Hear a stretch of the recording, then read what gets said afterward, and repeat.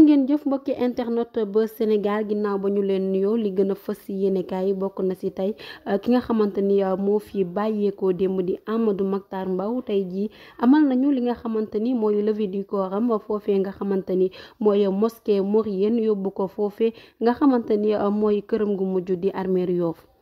ñu wax wàllum dem ak dikk ñoom nag amuñu contrat amuñu sax lu soxal wàllum prise en charge jëm si wàllum docteur muy chauffeur ak itam di contrôle tax ñu mer ba futt di wax ki nga xam ne moom la ñu dénk wàllum dem beeg dikk bi ci Sénégal mu dikk ak ñoom si ab ndimbal bu ko defee bépp jafe-jafe bu ñu mënti am ñu daal koy du mooyu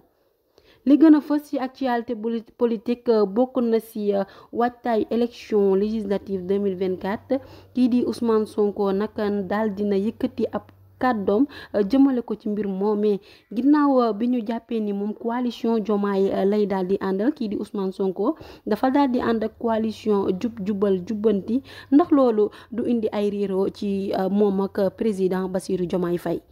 ba tey ci actualité politique la ñuy wax ki nga xamante ni moo di Abdoulaye Touré moom ginnaaw bi mu daal di lancé candidature am ci 24 heures 25 000 francs képp la daal di am mu mel ni yenn ci patriote yi ko daal di seetaan nee nañ kii di Abdoulaye dafa yàkkamti ndax bu toogoon mën naa am lu ëpp candidature wala sax mu ñu fal ko leneen.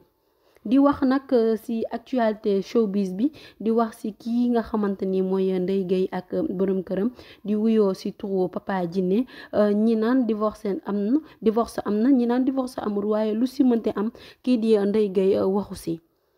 li jeexale suñuy info ci agression en pleine journée foofee ca diwaanu Tëngéej chauffeur yi nag ñi ngi mer ba futu ne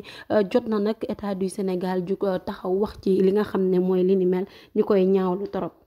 ci noonu ñu ngi leen di ñaan ngeen di abonné ak di activer cloche de notification yi ngir yeneen ni information